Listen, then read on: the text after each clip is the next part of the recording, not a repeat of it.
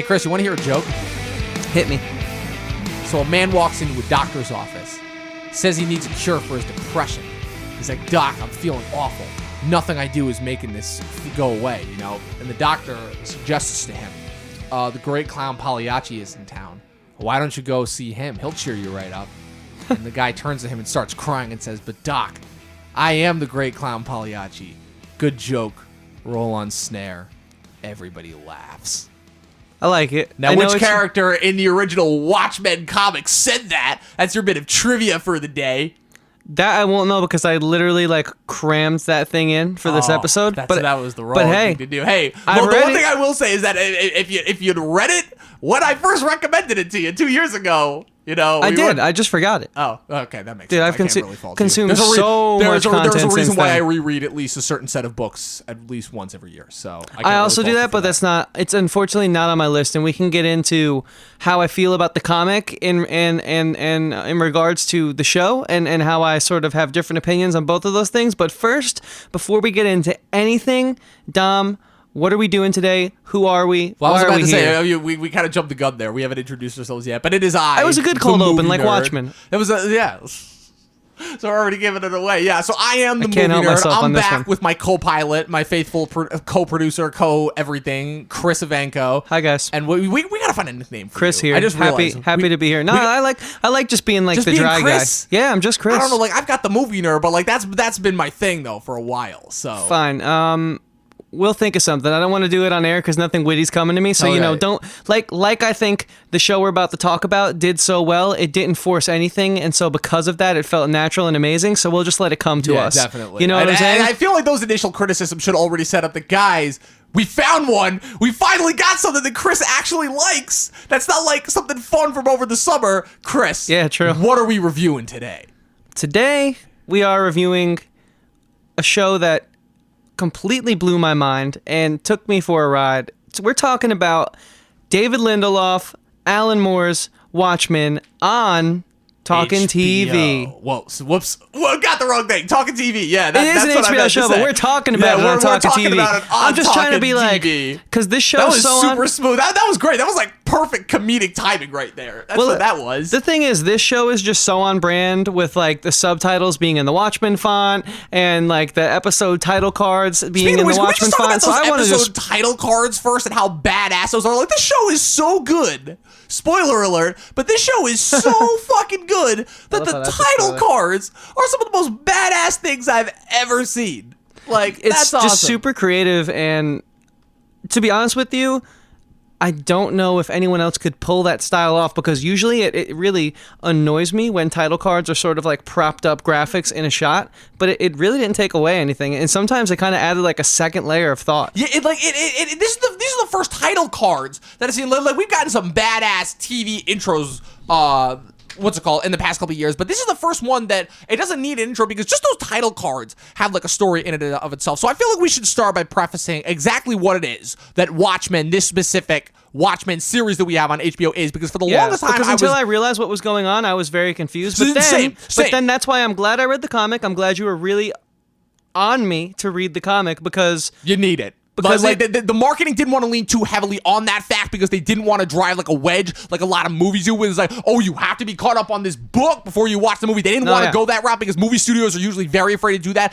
HBO didn't harp on it, which was the smart move, but it becomes very apparent once you get into the overall thing of the show. Let's just get this right out of the way, Chris. This is a show. It is a sequel, like I originally suspected. I had a lot of suspicions about this going in, that this was going to be a sequel. Whether it directly adapted Doomsday Clock, I was wary about because I'm A, Doomsday Clock is still too recent, and B, I feel like that's too much IP that HBO doesn't have access to yet, even though it's all under the Warner umbrella, is about to be folded into HBO Max. But so this is definitively a sequel to the original 1985 Alan Moore, Dave Gibbons comic extravaganza masterpiece. Let me raise a caveat to that too, though. But don't let that deter you if you're someone who hasn't read the comic. Exactly. Because Lindelof has even said in multiple interviews, multiple late night appearances that I've watched on YouTube, trying to get as much information as I can about the creative process behind the show. Because, guys, that's how good it is. You're going to want to learn everything you can about it.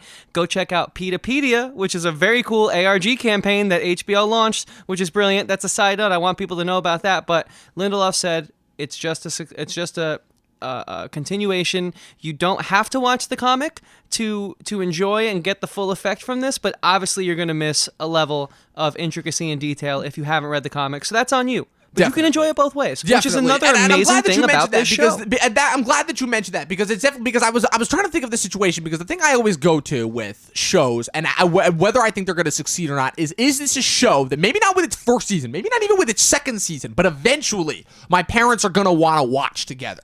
And I'm thinking that once a show hits that level, I'm talking a new show, not like a show that's like on for like a couple years that they watch. I'm talking a new hit show. If they get to that level where even my parents are into it, then then I know that it's that. So that it's going to be the next big thing. And are your parents into it? Well, that's the thing, because I explained to them, because I explained to them what I was watching. I'm watching this new show, Watchmen, because they do like to talk to me about shows. It helps I'm the only kid left in the house now, but they do talk to me about like new shows and stuff, and I recommend them stuff, and they usually don't go for it because they like a lot of stuff that's different than what I like, but I explained to them this because the whole thing is that they never read the book. They were unfamiliar with the movie. They didn't want to watch it when it first came out. They didn't really understand it. Like I feel like a lot of people who hadn't read the book when the original movie came out said, and they didn't really get it. And so I kind of had to explain to them, and they were kind of like, yeah, so it's Captain America Civil War. I'm like, yeah, but no, because again, that's just the brainwashing power of Marvel and what the power of it has over the zeitgeist. But how that fast forwards to the show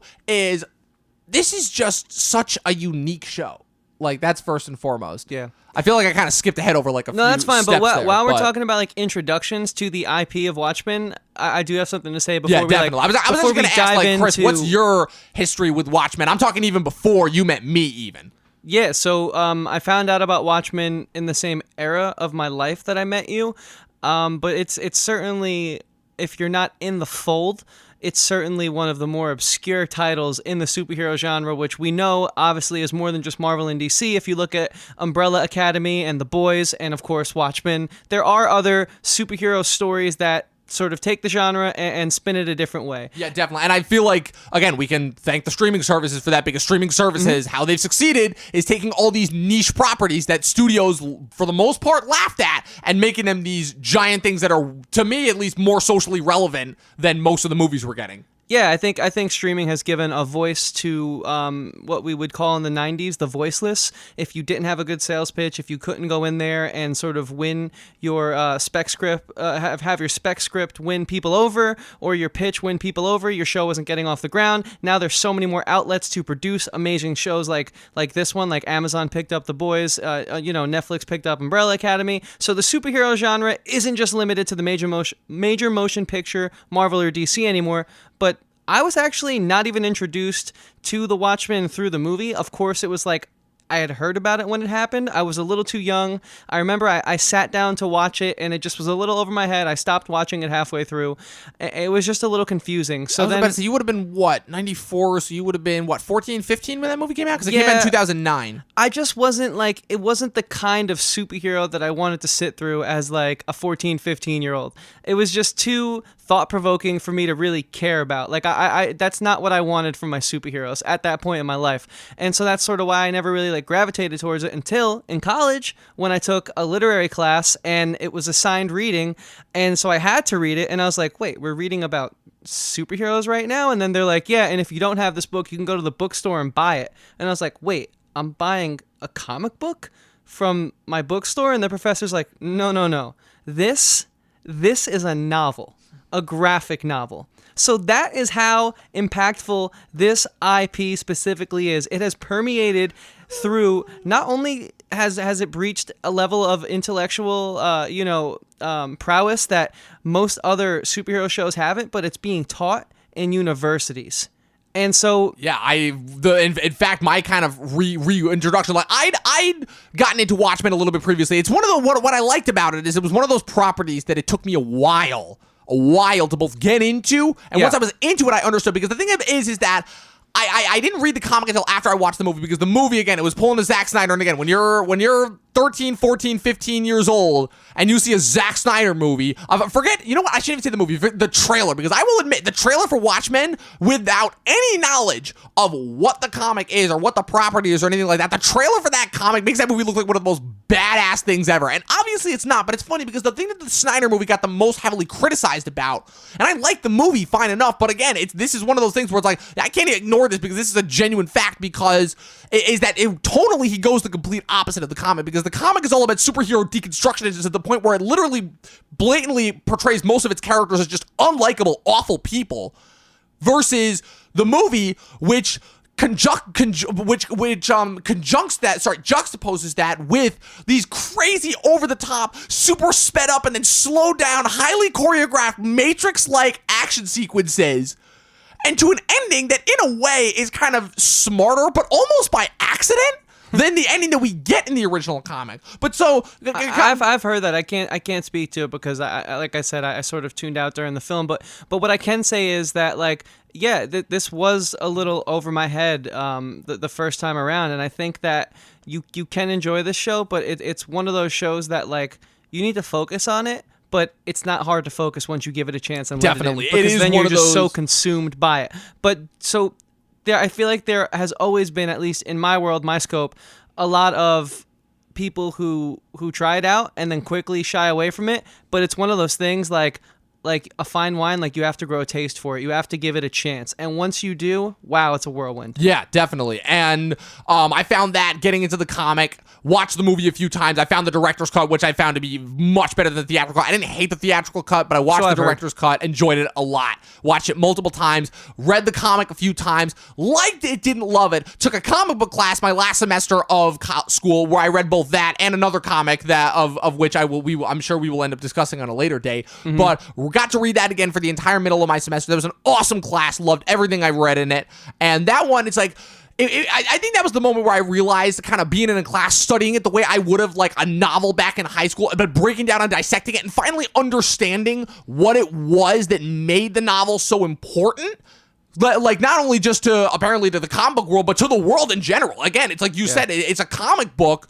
And it is a comic. Let's not delude ourselves. They can say graphic novel, but it is, because it is, yes, one continuing story, but we've seen, like, continuing one-off miniseries in comic books before. I would still consider it a comic book, but it's just, it's groundbreaking in the sense that it makes you aware, like I said, again, of certain characters. So kind of to backtrack and how that relates in it. So if you don't mind, I'd actually like to kind of, like, get into the plot of the show and kind of discuss, like, how it is that the show relates so much to the comic and why the show stands out both as a successful follow-up to the novel and probably its most worthwhile follow-up, like, ever, out of all the follow-ups that we've gotten so far.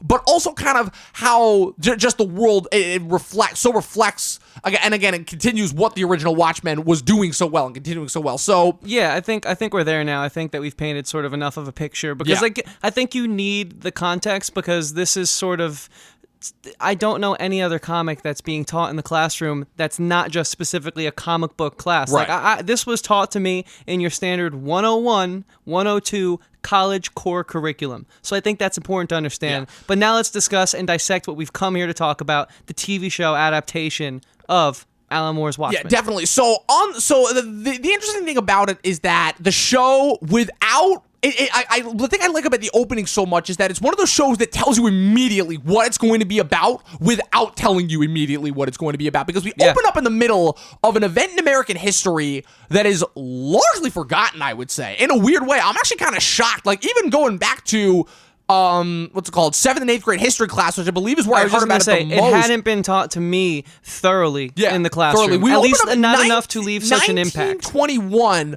the Black Wall Street, again, they call it Black Wall Street, but it's really a massacre. It's the massacre of 1921 when the KKK launched, at least from what it appeared to be, launched this massive attack on the. I don't remember if it was, again, because I don't want to comment on it because I don't know it, because I don't feel well educated enough. And I think that further articulates how important this show is and what they're trying to say about this event, because we both don't have, we both went to different high schools and we both don't have a solid background on this incident. Like literally it was glossed nothing. over in a sense. But what I like about it is that it's not trying to like harp a certain lesson on you. It's literally open as a backdrop. Yep, I'd for agree. this one for this one character who later on is revealed to be one of the primary characters, I would say.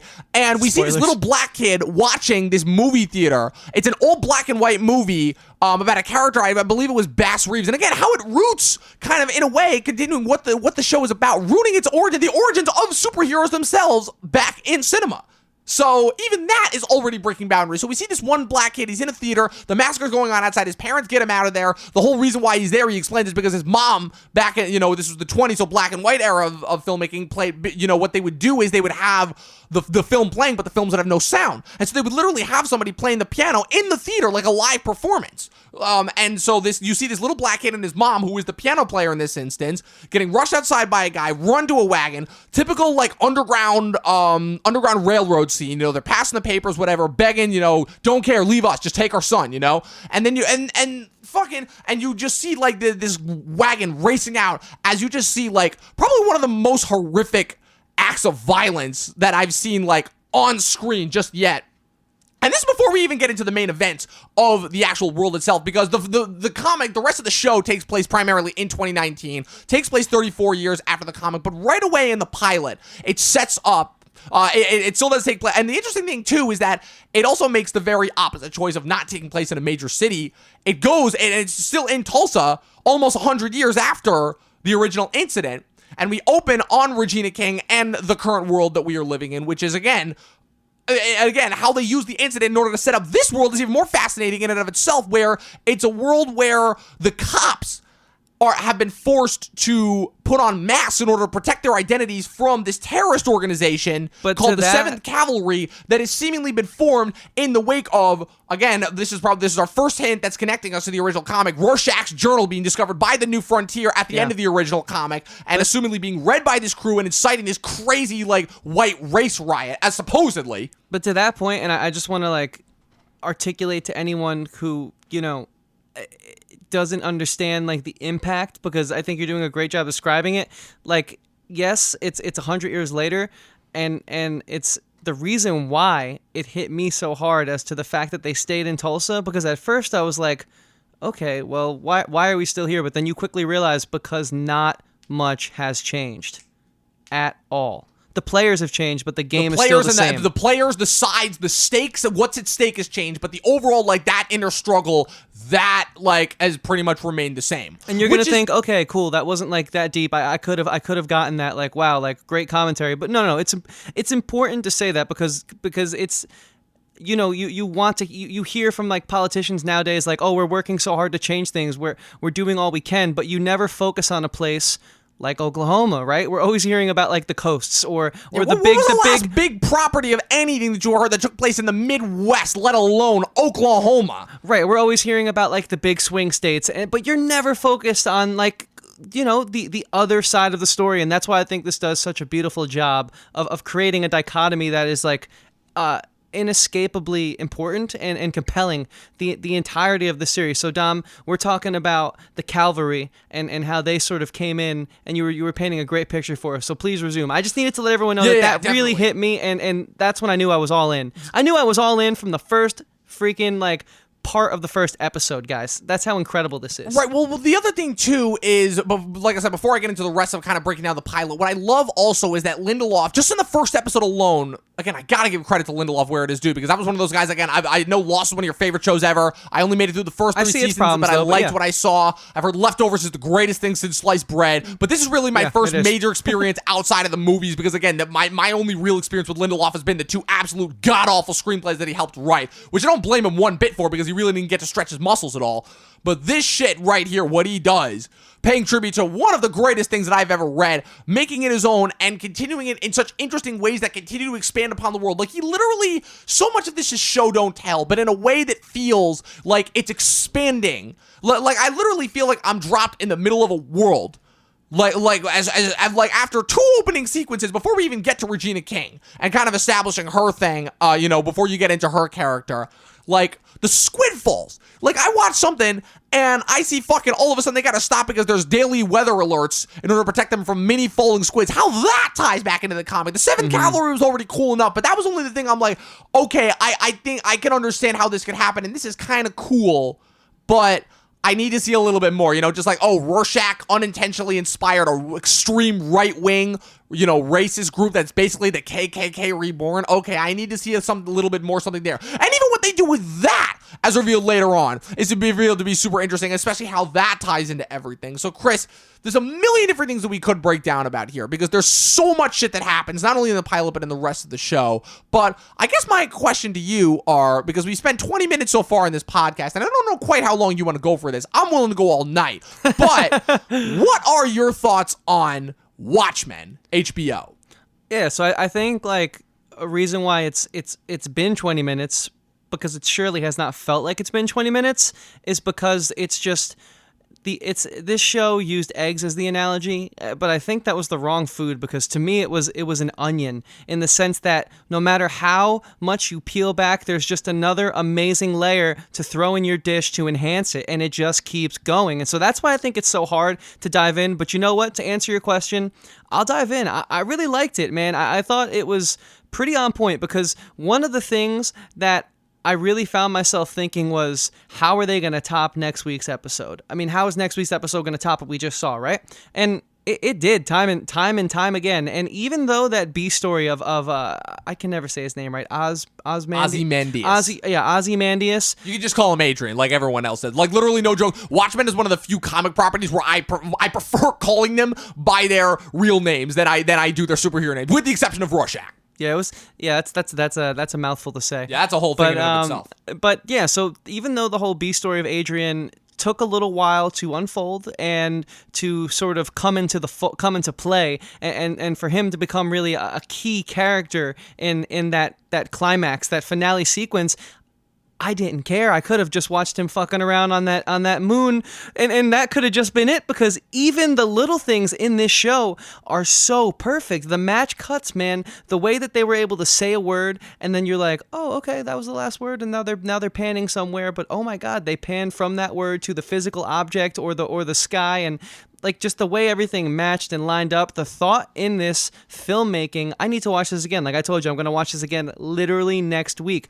because it's that good. Because every podcast and every commentator that I've seen about it said they had to watch this multiple times. And why? Because if you love film, and if you love attention to detail, and if you're just tired of people shitting things out because everyone seems to be getting their project funded and everyone seems to be getting things off the ground, well, this is not that project. Lindelof turned this thing down 2 times before he eventually was like, well, I don't want to see someone else make it, so I don't want to pass on this. And you can tell that he really put his heart and soul into this. Like, you talk about soul in filmmaking a lot, and to be honest with you, as someone who's a little new to critiquing and analyzing film, right, I'm more of a music guy, so I can recognize soul in music in a fucking blink of an eye. But I think, like, this is a lesson in what soul is in filmmaking, because I clearly recognize the passion, the TLC that was put into this, and that's why I think it's so hard to talk to get into it and break it down, because where do you start? It's exactly. It's good. Just like the original comic, it is a maze in and of itself. But I'll tell you the first thing that immediately stood out to me. I'm sorry if I didn't answer your question, that's man. Fine. I'm just so enamored by this. That's fine, and that's good. Again, it provides for more interesting conversation. But I'll tell you the minute that this hooked me, because I'm a big guy. Like I said, you're a big guy about music and recognizing technicals, and that's good and all. But my whole thing, I've said this time and time again. They could be the prettiest looking piece of shit in the world, but at the end of the day, a piece of shit is a piece of shit. Star Wars? That's a whole bag in and of itself. And I'd like to go at least one episode without actually having to talk extensively about Disney. I'm sorry. But is that what this series, all 9 episodes too, does so brilliantly is that it is a sequel while simultaneously retconning the structure of the original novel, using certain of its new characters as placeholders, substitutes for characters from the original, and that doesn't bother me one little bit. If anything, it helps enhance it and make this so great. Elaborate. I literally looked at, so to picture it this way, I'm looking at the plot structure and how it sets up and builds to each of its major events. Not necessarily to a T. It's not a direct mock-up. It's not the Snyder movie, which again, beat for beat, like almost a perfect adaptation, with the exception of changing the ending. But like, I'm looking at certain character beats and character traces, and obviously, like I said, they're not all the same. They're not all the same. Starting with obviously the fact of first, unlike I'll tell you the first thing. Unlike the original comic, this has a lead focused character, because even though Rorschach is your primary narrative character through most of it, he's not the main character, and they do a good job of like breaking up and really getting into that ensemble and breaking it down, because there's a large portion of that novel where he's just not around. And this, unlike that, has a very clear-cut protagonist. Regina King, from the minute that she is introduced, they pull a little bit of a Fargo where they don't introduce your protagonist until they've set up the world, which I like, but she is very clearly your front and center. The other cast members are slowly, progressively introduced throughout the course of the first 3 episodes. Majority of the cast is introduced in the first episode. You got Don Johnson, Yahya Abdul-Mateen II, Tim Blake Nelson, couple other minor side characters that I thought were going to play bigger parts, but they ended up as like Red Scare. Background character. Like yeah, Andrew Howard is Red Scare, Jacob Ming Trent is Panda. I would have loved Angela more and her Panda. husband Cal's kids, who immediately off the bat you're like, why? Again, just another great facet. Well, black parents raising 3 white kids. Obviously, that's later explained that they were adopted because of a tragedy involved. And yeah, and then as they would introduce, and then like I said, at the end of the episode, the guy who was originally revealed. I like that they took a little bit of time, even though they kind of already told you that this was Ozymandias, the guy who was later revealed to be kind of a, in a world of his own, Jeremy Irons as Adrian Veidt, Ozymandias. And if we could just talk about that for a second, because you harped on it for a little bit. Now I'm going to get my turn. Watching him at first, I had a little bit of a problem because I thought his accent was going to throw me off, because I've seen a lot of British actors do some spot-on American accents to the point where I can't even tell they're British. Jeremy Irons is not quite one of those guys. He does his best, but at best you're hearing just like kind of a fanciful, artificial take on an American accent, where it's like, I know if I heard this in real life, I would never once believe this. But he just engrosses you with his performance, because he's given me, for me, what I was totally missing from the Watchmen movie, where one of the biggest things that helped anchor the Watchmen movie for me was how fucking perfect they nailed almost all the cast members. To me, again, there's 6 primary characters in the original Watchmen, and 4 of them I think they cast amazingly well to a T. I love Jackie Earle Haley as Rorschach. To me, that's one of the best superhero castings I've ever seen on screen. I love Jeffrey Dean Morgan as the comedian. I love Billy Crudup as Dr. Manhattan, and I love Patrick Wilson as Night Owl.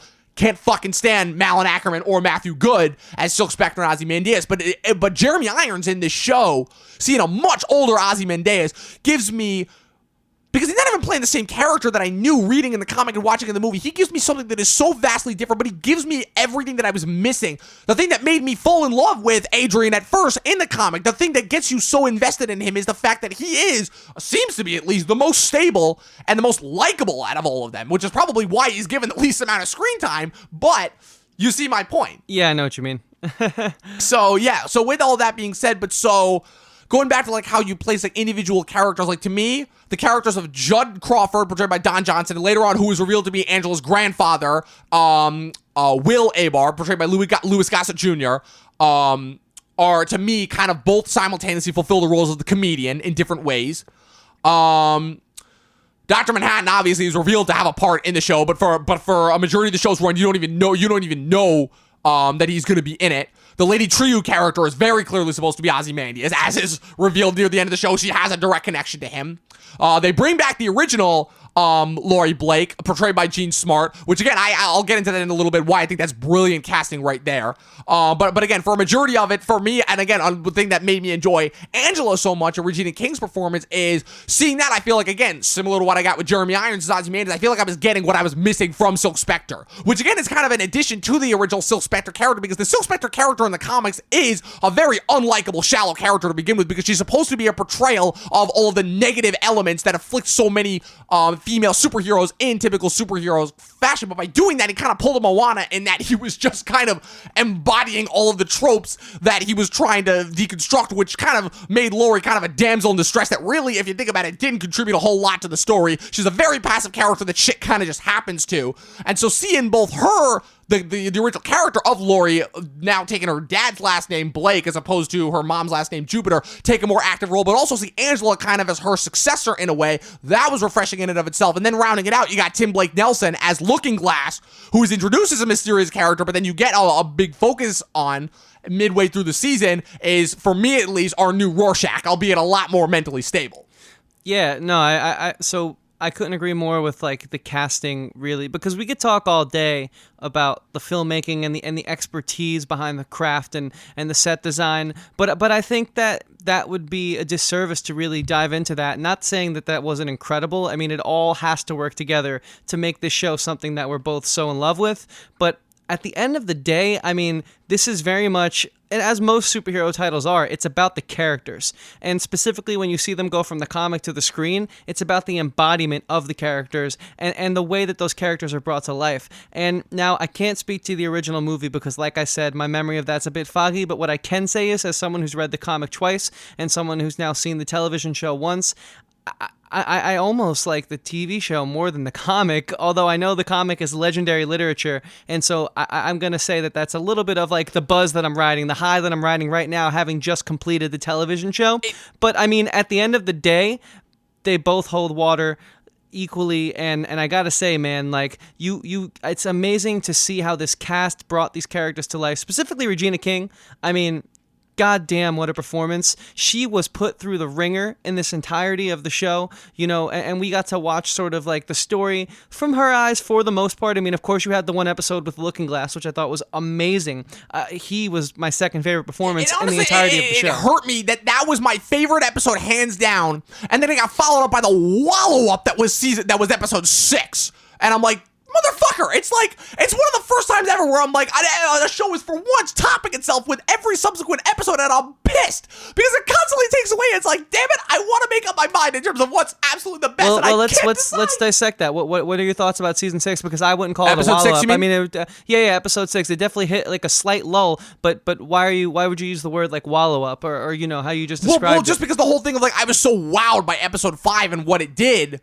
And then I see episode 6, it's just because episode 5, I feel like, is where it really hits. Because as 2 through 4, it's kind of continuing, introducing other characters, and still kind of building upon the mystery, and you really don't start to unravel it. Again, very much like the comic, you know, the first 3 comics, literally to the point where the most interesting thing about, like, the second or third chapter is the fact that it's all exposition, but it's done through brilliant flashback, where the whole thing is at the comedian's funeral. You're seeing flashbacks from Dr. Manhattan, Ozymandias, and Night Owl with each of their different individual interactions with the comedian, which also simultaneously helps flesh him out as a character who you're literally introduced to, and kicks off the comic with his death. So even that is brilliant in and of itself. But back to your original point about episode 6 is that. But what I will say is, like, episode 5 tipped the scales. So we had the setup, which was expertly done. It was exposition in such a way that you didn't feel like you were getting exposition. It was just the perfect amount of setup, because if you didn't have context from the comics, it's okay. At the end of episode 4, you weren't lost. You realized, okay, game on. This is a different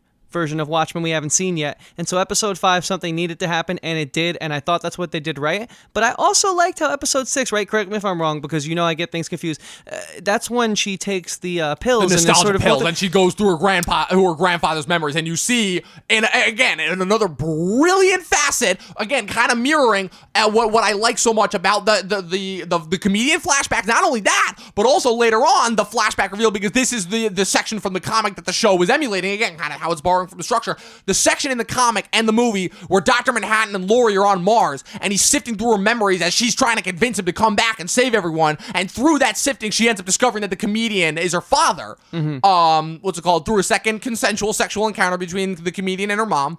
And so how that mimics it is that Angela, again, is learning the history of her grandfather, learning the history of her lineage, kind of, and where she comes from in a way. And besides the fact that, again, the beautiful way it's shot, I love throwbacks to 40s noir, but I'll tell you the other double whammy that the comic, and this is where we're going really deep cut with the comic. This is the stuff that you find out by reading the in-between sections, in between each chapter. Nerd alert. Is you get an origin for a superhero that you didn't even know you wanted, but if you thought about it, literally answered the only loose hole, unanswered question from the comic, which is, it is revealed that her grandfather, Will Reeves, is Hooded Justice. Mm-hmm. The original founding member, not only the original founding member of the Minutemen, which were the first superhero organization in the this universe, world, but the first ever who inspired them, who literally got this whole wave of superheroes started. And so that's why... And all of it still beautifully ties in with the theme overall of racism in America and what it has become. And so then I have a question for you, because with that being said, I thought that this was perfect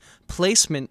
Episode 6 couldn't have come at a better time. Seriously. Because of what you see the characters come through after that. So with that being said, and kind of like how we just talked about it, do you still feel that like episode 6 sort of took a step back? Because I think you needed it. Not at all. If anything, that's what enhanced it to me. Because again, I'm going in deep hard as a comic book nerd, and again, because the whole thing is I still haven't even decided what my favorite episode is of the season. I don't even know if I want it, because for me, it's a three-way tie between 5, 6, and 8. 7 comes close, but looking at 7 and realizing how that was building up to 8 and what we got there, and 8 just as an example of writing. Forget television, forget movies, just an example of writing in general. What that does is beyond anything else I feel like I've seen this year. Now, one of the things that if we're talking about the cast and all that, and the performances, they have a lot to manage doing this type of show, and there's a lot of source material that if you're going to build upon and sort of like get the blessing to create on a very legendary IP, right? Like we spoke about the fact that this comic book is being taught in institutions, right? Like this is a no joke comic book. It's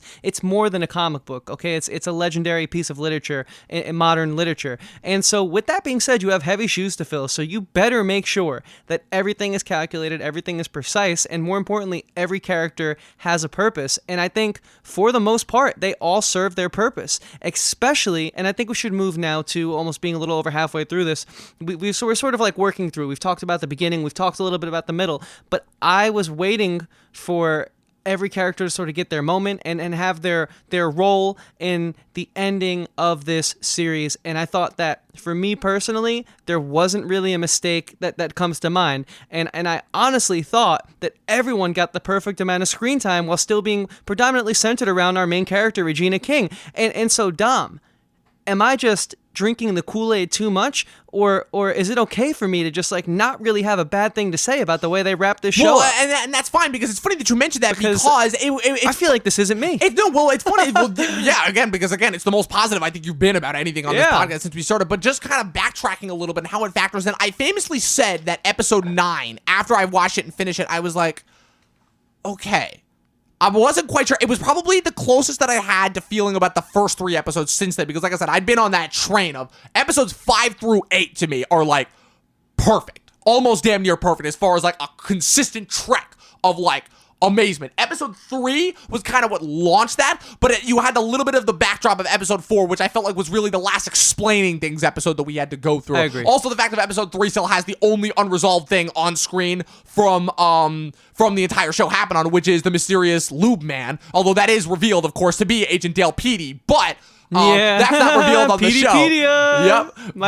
Peteypedia. But so the whole thing is that when the show ended and how it wrapped everything up, the whole thing is that, okay, the way it's wrapping everything up, there's a lot of answers that I was kind of already able to figure out, and it is definitely kind of the most explanation heavy. But 2 things that stop me from saying, okay, this is just blatantly a bad episode. Number 1, that's exactly how the comic book ended, because the comic is literally, and again, how it works is the last act is primarily monologue. It's literally, no, not primarily. It is literally a monologue where after Night Owl and Rorschach infiltrate Ozymandias' base, he kicks their asses easily. What's it called? Again, it makes a little bit more sense in the comic, but it's cool as fuck to watch in the movie, even though he's younger. No, not just that. It's just how it's choreographed and how they fight in the movie makes no goddamn sense. Rorschach charges him and he literally flies up in the air. Rorschach goes head first into the bottom of all those TVs. He lands magically and he fucking just whips around and throws a fucking armed like a big ass cabinet right at Night Owl, chucks him in. Somehow Night Owl doesn't have a fucking broken shoulder and 3 ribs. You know, again, problems people have with the movie. Just the logistics. Again, really nitpicking here, but. And then goes on like a 20-minute monologue explaining not only everything, it's way worse, it's extensive enough in the movie, but it's so much more so in the comic. Literally explaining away his plan. But again, how that works so brilliantly is because the whole thing is that, again, the whole trope, literally, again, Alan Moore was covering this in the 80s before most people in pop culture were making fun of it. Before Austin Powers even got a chance to cover it, the villain explaining their plan, therefore giving the heroes a chance to foil it. You're not going to explain to me your fucking plan, are you? Exactly. And he's like, no, why the fuck would I do that? I already did it. You think I would have told you my whole plan? Again, he even says, he's like, you think I would have told you my plan if you had any chance of stopping it? I told you that shit fucking half an hour ago. Yeah, before we see his ultimate plan. But it pulls a little bit of that. It doesn't quite do that. But it is, I would feel like the most explanation heavy in terms of compared to the previous episodes. But how it wraps everything up and how it infuses and lets each character play their part while again continuing from the comic, because exactly like how the comic ended. In a way, even though it's a completely foolish madcap plan, that requires a lot of sacrifice. Well, not as much sacrifice as the first time around, but Ozymandias still ends up coming in and save the day. And how? I'll tell you what else. He was kind of just like, I guess I'll do it again. Pretty much. Well, not guess. It was more so a matter of like competition because Adrian. Well, I guess he rose to the occasion. No, because but Adrian's ego comes before all else. The only reason why he wanted to save the world, his primary motivating factor was because he could. Was because he was Bagging the convinced credit and- he was the only person that he could. And on top of the fact, let me tell you something: beating out a god.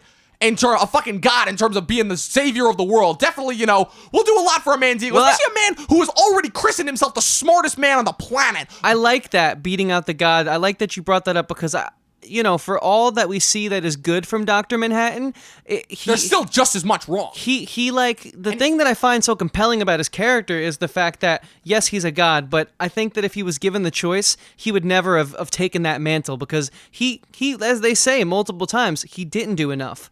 Because he seems to me like someone who sort of like stumbles into the throne, or someone who sort of stumbles into a situation and they're in it now and they have to work with what they're given because, well, what else can you do? But to me, it seems like his powers were sort of wasted on him in the sense that he could have been doing more. He was falling in love and living the life of a mortal, and he wanted to be mortal, but yet he had the ability to be so much more. So I thought it was a really interesting dichotomy, especially when you put that right up against Adrian, Ozymandias, who clearly wishes he could be like Dr. Manhattan. Yeah, we wish he could be Dr. Manhattan. And so that's one of the most compelling things about this show to me. I love that you brought that up.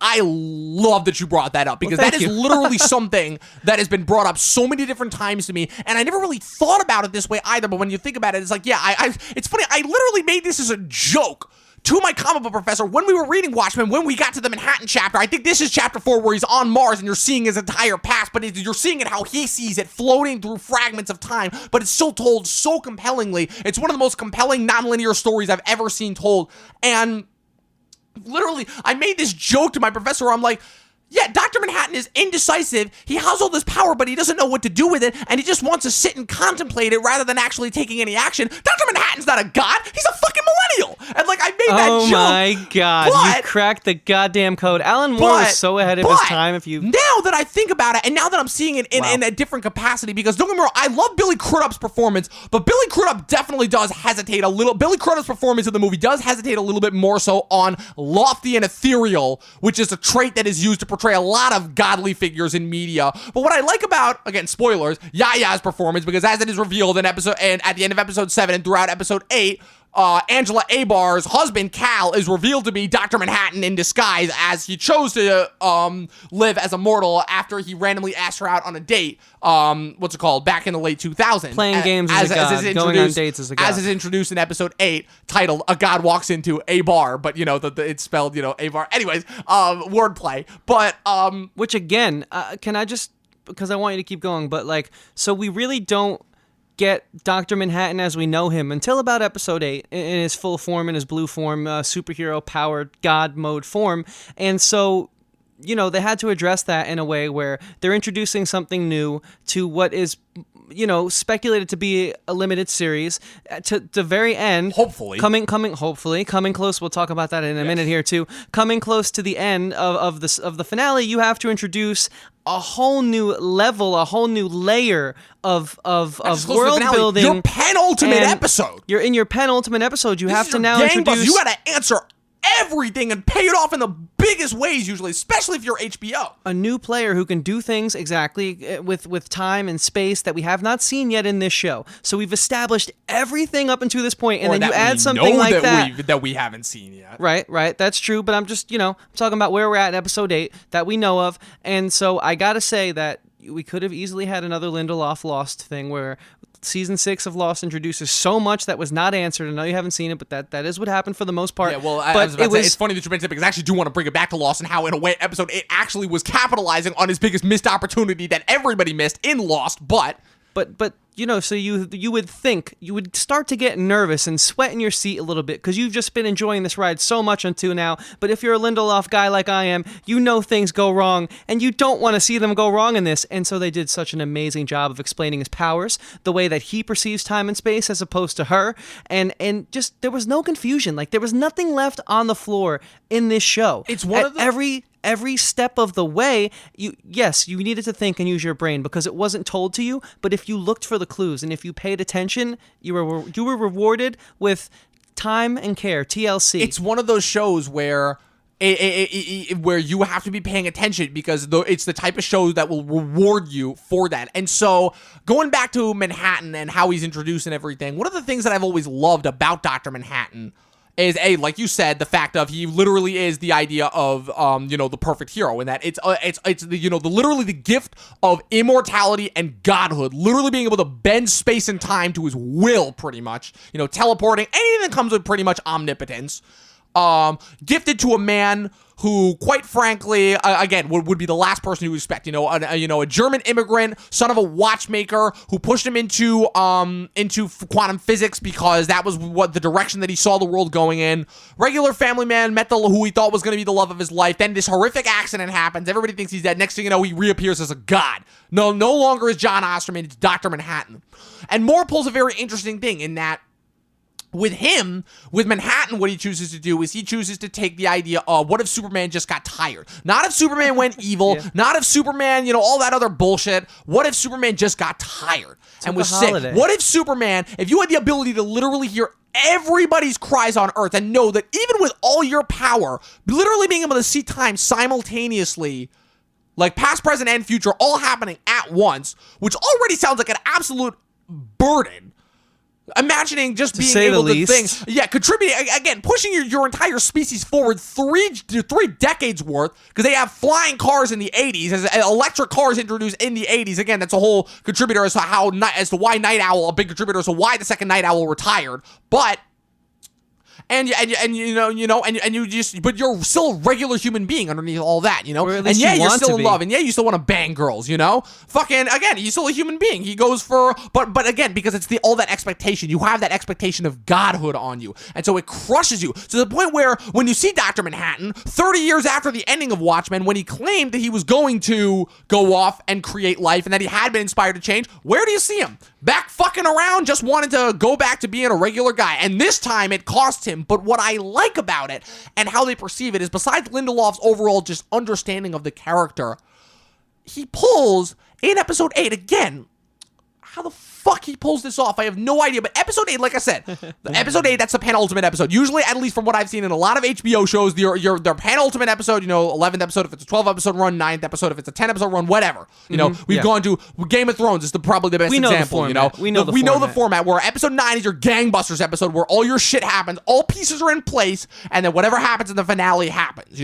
Whether that's a fight or a build up to a fight or a fight, and then you see the aftermath of it, whatever the case is. And what he does here is obviously, again, compounding multiple things into one and having it flow so smoothly and naturally, basically telling us Angela and Manhattan, basically how Angela met Dr. Manhattan and how they fell in love, but presenting it in a manner that, again, how it goes back to the comic, emulates the Manhattan origin chapter in chapter 4, where you're seeing time simultaneously and you're bouncing around with him. And not only that would be crazy enough and awesome enough and make this episode great enough as that was, but it ties everything together by literally using the very paradoxical nature of Dr. Manhattan. They make him the linchpin that simultaneously both wraps up and starts the show at once, because by communicating with Angela, communicating with her grandfather, Will, back in 2008 or whenever it is that Dr. Manhattan goes to visit him, just because he's drifting around and because he can't focus on one thing, she unintentionally incites the incidents of the entire thing by alerting Will to the fact that the 7th Cavalry, or as we learned in episode 6, Cyclops, as it originated, apparently the originator of all evil in this world, is still active and is back on the warpath, and that the 7th Cavalry is just the new form of Cyclops. And how that goes into the origin of how we were led to believe this was the origin of the 7th Cavalry, and then it turns out, no, it's got ties going back to even before the Minutemen. Yeah. Back to the guy who put the original Watchmen out of business. I thought to further accent our point of life is what you make of it. And I think one thing to keep in mind is none of us asked to be born, right? We were just sort of born. We didn't really have a say in the matter. So if you're born like Dr. Manhattan was, like everyone was, and you have all these gifts, he didn't ever ask to have all these gifts. So I think that the fact that him being so all over the place and so not on top of his situation in that scene where she starts it through him, sending the message, telling him that he has the KKK costume in his closet. Just ask him how he knew about the KKK closet. And he's like, who the fuck is this guy? It just further accents that dichotomy, that point I'm trying to make about how compelling Dr. Manhattan is, because at the end of the day, he's just as flawed as us, just in a different way. Probably even more so, because he's got the curse of godhood on him. And what I like about it is that it even expanded upon my previous theory that it came to about. I joked about him being a millennial, but seeing him, especially in that last episode when they've got him captured in that cage, I'm like, he looks like a kid. He literally looks like a child, and that's kind of in a way what he's been reduced to. He didn't even fight it. He didn't even fight it. Yeah. He just didn't know what was going on. Because he didn't know what to do. Exactly. He literally looked like a scared little kid to the point where his literal last words were, "I don't want to die alone." And that was beautiful. That was beautiful. Now, with that being said, I think since we just touched upon last words, sort of like getting close to wrapping this up, I think that the last words of this show, I'm just speaking a little metaphorically here, like the last sequences, the way they wrap this up, as much as I want another season, as much as I selfishly would love for that to happen, please preserve what you created here. Do not fall victim to what we've seen happen so many times, which is why I feel like I come off as such a bitter person on this podcast, but it's because you have struck gold here, and we both agree, right? We would hate to see this thing hit a second season. Age-old problem of what happens when you get gangbusters. I've said this. I've said this in comments. I've said this a million times. Take the easy money or take the hard choice. And the problem is most people, when they strike the iron, they with something this hot, they usually go for the easy money. And most of the time, again, it's great for their careers and themselves personally, but for their art. Again, how we've seen that happen a lot of times, and if they need us to like accent this point with a different property, just go and check our Stranger Things episode. Seriously, right? Literally. Seriously, no, I could, yeah. And I'm not just trying to do like, oh, he's gonna plug and all that. No, because like we spoke about that so much on that episode, and I think this is even higher stakes because this is so much more well done than that show. I think but the other thing too to kind of bounce off that point is that this is kind of a win-win in both situations, because Lindelof already said the whole thing that he said was.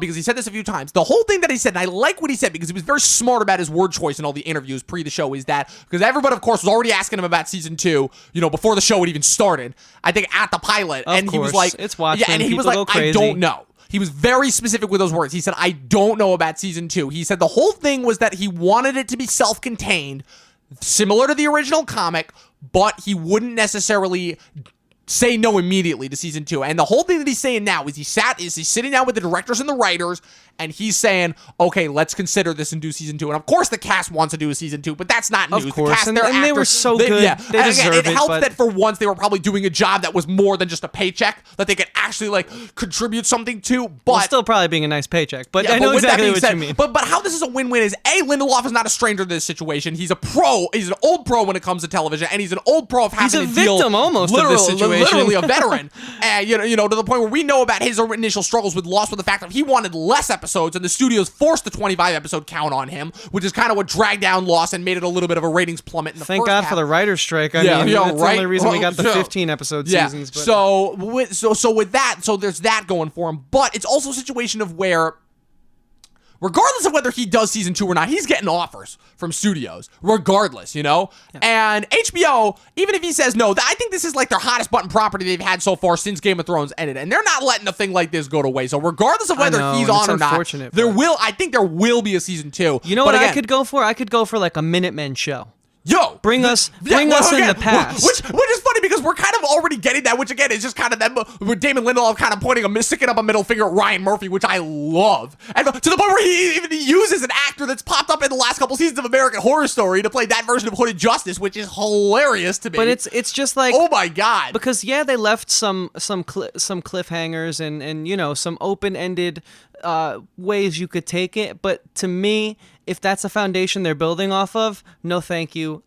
I'm going to be upset if they announce it off of that, because I think it was the perfect amount of thought to be left out there for speculation. And I think we need to learn how to just enjoy when something has run its course. Yes. Because a creator like this, I think, who now has, I hope, finally found his footing after some great success, also some great criticism, right? We're no stranger to his career, both you and I. And so I feel like this is a creator who's in the peak of his career, and so let's not worry, guys. I feel like, I mean, I'm willing to put money down on that. If Watchmen isn't the next thing he does, he's certainly capable of giving you the same effect, the same level of show. So I just think, like, in this whole fan service-y, we can tweet at our creators now. We can DM our creators on Instagram now. Sometimes you got to let things go, because if you truly enjoy this, let him decide. And whatever we get, all I ask is for you to think about the fact of what we're saying is that we might not look at Stranger Things, okay? Just look at Stranger Things, right? We love that first season, and we can't. I think you and I can both say, legitimately great season. I will still go back and defend the first season of Stranger Things as being man. legitimately a great season of television. And good things have come from it since, but it's like, would it have been stronger if it was just left alone to grow and live in speculation? You'll never know the answer.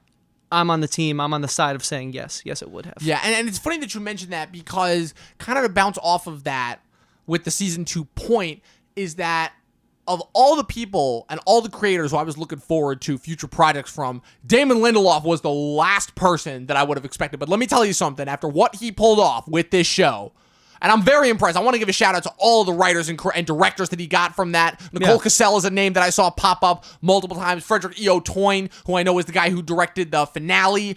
And again, I'm pissed that I'm not remembering all the writers and creators, but seriously, fucking A for being able to pull this off. This was like legitimately one of the few things that I've seen this year that like actually made me like excited and like actually like joyful for the future of cinema and what we're going to get content-wise. But yeah, I am actually really looking forward to whatever it is that Lindelof puts his name to next, whether it be a TV show or a movie. But yeah, so kind of before we do our star system, before we rate this overall season of television. Well, closing statement, but I actually wanted to ask you something, because we really haven't done this. You know, again, it's a new show, you know, so I feel like we can do this. Favorite character so far? If you had to pick one. And that's tough, because again, character so far, and we're not talking about like performance, right? We're talking about performance can factor in, but I'm talking the character, not the actor, in terms of your favorite. But performance can factor in. Okay, I'm gonna have to go with. I think I jokingly want to say Panda or Red Scare, because I would really have loved... because you want to know more, because they play it as fast as the world, and I know how much you love that shit. Well, because they were scene stealers, in my opinion. Scene stealers, sorry. And so because of that, I would love to see them further explored, and that's what gives me somewhat hope for taking this in different directions without it being a clear season 2 title brand, if you will, imprint. But my favorite character is Looking Glass, because that depth of taking this hillbilly and this like southern guy who's, you know, sort of like has that like typical stern southernness, who he's like so in his way, and he's so like set, and he has that humble southern pride, but he's also like, you know, been through a lot. But the way he took your generic sort of like southern character who's like on law enforcement and added levels and layers of depth, just like through the facial expressions and like being like just not your typical generic southern white man character that we've seen who's been in a shitty situation. I give him hats off to that, because he you know, he was like, he had a hard role to fill, I think. And especially with all the other great performances around him. And shout out to Tim Blake Nelson also, who I feel like has been having a steady pickup after almost a decade and a half of bit part character parts. Who did he play again? That's Looking Glass. Oh, okay. You know me, guys. I'm not familiar with the name. Mr. Pendanski from because I was nervous. Holes. What else? Fucking, he was in Ballad of Buster Scruggs last year. Okay. The leader in the Incredible Hulk. Again, he's in a Marvel movie. He's the leader in the Incredible Hulk movie with Edward Norton. I was nervous when he got his own episode, because I was like, how can you take this character who's kind of like a little more on like the generic side as of now, and really give me a compelling narrative, and then goddamn what we got was goddamn if they didn't prove us wrong. And again, it's because the whole thing is of all the origin chapters from Watchmen that this shows to emulate. I'm not gonna lie, Rorschach's is probably my least favorite. I love it still, but the whole thing is, to me, it's the only origin chapter that doesn't really add anything new, that kind of adds a new layer. It's the only one that really kind of just gives an explanation, because everything with Rorschach, you kind of get up front and foremost. The other characters, it's revealed more so onward. So when we were on, like I said, because Looking Glass is the Rorschach character for me for this show, when we got to the origin, I was a little bit worried. But then when it started, and I realized what was about to happen, and I already knew the setting, but the characters it started with in his solo episode, I was a little bit thrown off first, and then it took me a few seconds, but once I realized it, I'm like, oh shit, and then I realized where they were, and the date it was, and when they said the date, I'm like, oh fuck! And once I realized what was about to happen, and how that would tie in, and how they made it, I'm like, okay, so his Rorschach event, his traumatizing thing that sent him over the edge, was fucking the squid explosion from the end of the comic. And I'm like, holy fuck! I'm right there with you on that. So now, can I ask you? Yes. Who is your favorite character? So it's funny that you mentioned that because it was originally going to be Looking Glass. It was going to be Looking Glass. That was my first choice. But changed my mind. After watching episode 5, I'm like, he's an easy character to love. Because, again, they take the Rorschach example. I could have gone Dr. Manhattan, but again, Dr. Manhattan, it's kind of the same reasons why I love him here as why I love him in the comics, so it's not anything there. That was my number 2 for Judd, weirdly enough, I actually did enjoy a lot, especially for what they did with him, both using him as the comedian character and that his murder in the first episode is the setup for the trajectory of the show, but also just what they do with him and how even for somebody who's supposed to be a racist character, they kind of take the opposite approach in that he really just kind of just is this sweet, like, retired old guy who's, like, kind of way past his prime, like, to the point where he's still doing cocaine and, like, his almost 70s, but no, this is gonna shock you. Adrian comes close. Adrian Veidt, Ozymandias comes close. Yeah. Because of, like I said, because of what Jeremy Irons does to that performance that, like I said, gives me what I was missing from Ozymandias in the movie. But I'm going Will Reeves, Louis Gossett Jr. Besides the fact of getting a veteran in there, old school veteran, and just have him again knock his socks off. He doesn't have many. Louis Gossett Jr. his actual screen time, he doesn't have that many scenes, and his scenes are all great. But fucking that origin episode where literally no joke, and this is going to make you laugh. Like I said, the episode was brilliant enough as it was with everything that it was going for, but giving me and the origin of a character who, I didn't even really give a shit about. Literally the most notable thing that Hooded Justice is known for in the comic is he's the only guy that when the comedian attempts to rape the first Silk Spectre for the first time, he pulls him off of her and starts beating the shit out of him to the point where it's like, what's it called? To the point where the comedian literally insults like his homosexuality as a result of it. But giving me an origin for a character that I didn't even know I wanted and completely surprising me out of left field where I'm watching, I'm like, okay, this is cool learning his origin and the origin of Cyclops and everything. But once the lynching happens and once you see the mugging happens and I see the Hood, I'm like, and again, it was the Looking Glass moment for me in the previous episode where I'm like, holy fuck, this is we're watching Hooded Justice's origin story. And again, how that tied back in with everything and just how it provides so much layers. And also fucking shout out, you were giving a shout out to Tim Blake Nelson, shout out to motherfucking Hovan Adepo, the kid from Fences that Denzel was yelling at, playing young Will Reeves as a total badass. Yeah. Again, impressed the fuck out of me last year in a movie that I was not expecting to enjoy, Overlord.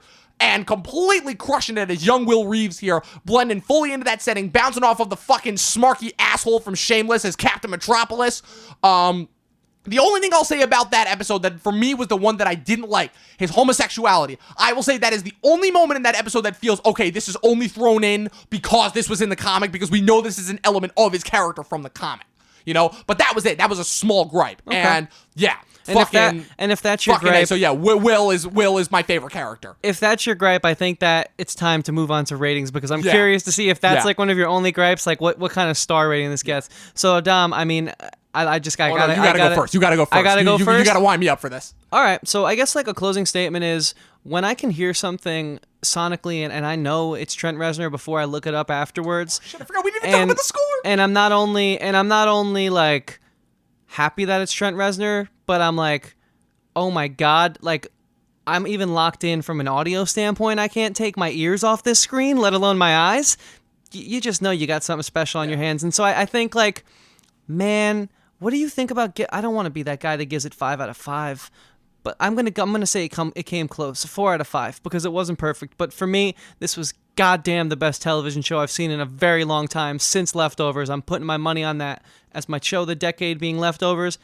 If this would have come out with like maybe a year or two more to simmer on it, who knows what would have been my show of the decade. But so it's funny that you mentioned that because, like I said, I've talked before on the show about imperfections, certainly, and how as I'm going forward and how as I've matured in my movie watching over the years, and I've come to appreciate imperfections in things a lot more. Like I said, I want to distinguish first the difference between an imperfection and a critique. A critique is a legitimate problem that makes something within the final product not work, whether it be a narrative flaw that was overlooked, whether it be just a simple flaw, it could be anything, right?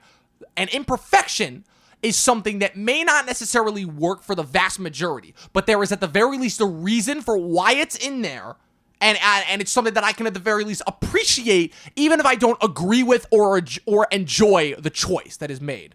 And so even with all the imperfections, like I said, I had a few. Jeremy Irons' accent, Will's homosexuality, the Lady Trieu character kind of overall, and her whole origin. That's the only thing, again, where it's like, I'm not a huge fan of this, but it's wacky and it works. So sure, and again, her overall plan, but again, how that factored in again with going back to Ozymandias' whole thing. I'm with you so far. I'm with you. Yeah, with how she is kind of the ambivalent, where he kind of as an older man learned from his ways and wasn't nearly as egotistical as he used to be when he was younger. Younger Ozymandias would have jumped at a chance to become Dr. Manhattan, to the point where now his daughter that he didn't even know existed, now is in a position to enact the thing that he refused to do 30 years ago.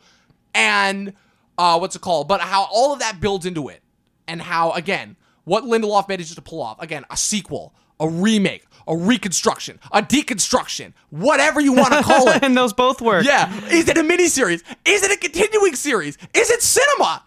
Who the fuck knows? Is it new cinema? Who the fuck knows? But for all of those reasons, because this to me is something that truly pushes whatever the fuck we want to call this crazy movement of moving pictures on a screen forward. That for me, I am safe to say, I couldn't even give a 5-star rating to any fucking movie that I saw this year. Not even new Tarantino and Safdie brothers, but to me, God damn it, Chris, this is the first fucking 5-star thing I've seen all year. 5 out of 5 stars. Fuck it. That is the Movie Nerd Review's official rating for Watchmen. Okay. Yeah, I said it. And with that being said, guys, if you want to hear more great conversations like this one, Dom, before we tell them where they can find us, why don't you tell them what's on the horizon? Because I want to let them know that we're about to go watch the first few episodes of Witcher right after we do this podcast. Yes, definitely. So we are about to watch the first few episodes of Witcher, but we've also got, so unfortunately, by the time this episode comes out, I believe there will be only one weekend left in 2019 before we hit the new year. So I can definitely say that next week's episode, we will be wrapping up and discussing The Mandalorian, but who knows? There could be some extra bonuses at the end of that episode. But in terms of Christmas, something to look forward to on the horizon, in terms of what you could look forward to for next year, for the beginning of 2020, let's just say, can you guys count? That's the only hint that I'm gonna give, because I don't want to spoil it. I want to keep the suspense going a little bit. We're going into 2020, if you know what I mean. But if we can put like a can you see specific, I mean, we're gonna be talking Mr. Robot. We're gonna be talking BoJack Mr. Robot, Horseman. We're gonna be talking The Witcher. Wrapping up a few TV, final seasons of TV shows, because there's a lot of TV shows that ended in 2019. I didn't realize that. There's 6 or 7 major shows that I've been following for the last couple of years. I didn't even think about it. I'm like, holy shit, they're over. And with that being said, that's a little bit of what's coming up on the way. BoJack, The Witcher, Mr. Robot, to name a few of these gangbuster episodes we got planned for you. And where you can find that, Dom, tell them where they can find that everywhere that matters at Anchor, Spotify, Apple Podcasts, all the other stuff that I can never remember. And what do they type in on those services to find that? Talking with no G TV podcast, or Talking TV, depending on the name. It changes depending on the site. Yeah, Talking TV, guys. Thank you for being here. Thank you for listening. Big neon logo. It's kind of hard to miss. I am Christian Ivanko, at Christian Ivanko, everywhere that matters on social media. I make music. I make podcasts. You guys give me your ears every week, and I appreciate that so much. If I don't speak to you or hear from you before that, I want you guys to have a great, happy holiday season. Thank you for, giving this show a chance. We have a surprisingly overwhelming amount of views, and you know what? Thank you. That's the best gift I can get all holiday season. Seriously. So I just want to, I'm gonna hand it over to my main man Dom here, but thank you. I have been Dominic Rizzi, and I always will be the Movie Nerd. Follow me on everything at Movie Nerd Reviews, or on the Instagram at Talking TV. And I want you to hear these next words Dom says, because they're important. Last few words. Watch more fucking movies. And in this case, we out. Happy holidays.